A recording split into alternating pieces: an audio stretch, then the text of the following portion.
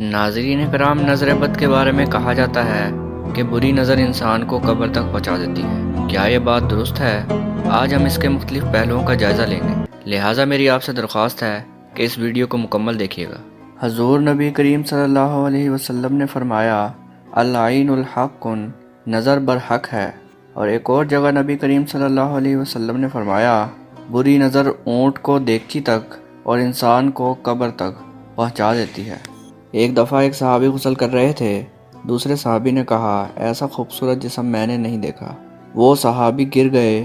صحیح حدیث ہے کہ رسول صلی اللہ علیہ وسلم نے فرمایا، اسے بلاؤ۔ جب بلایا گیا تو آپ نے فرمایا، قتلت صاحبک، اپنے ساتھی کو تو نے مار ڈالا۔ اب ایسا کرو، ایک برتن میں کھڑے ہو جاؤ اور غسل کرو، اور جو پانی اکٹھا ہو اسے جس پر نظر لگی ہے اس پر ڈالو۔ صحابہ نے فرمایا، ہم نے اس پر پانی ڈالا، وہ اٹھ کر کھڑا ہو گیا۔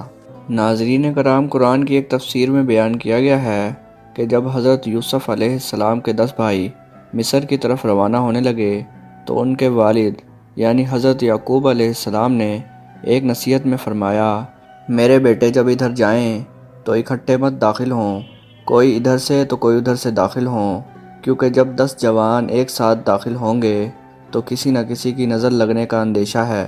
ناظرین، میں امید کرتا ہوں ہماری یہ ویڈیو آپ کے لیے انفارمیٹیو رہی ہوگی۔ اگر آپ کو یہ ویڈیو پسند آئے تو اسے لائک ضرور کیجیے گا اور ہمارا چینل سبسکرائب ضرور کیجیے گا۔ اپنا بہت خیال رکھیے گا۔ اللہ حافظ۔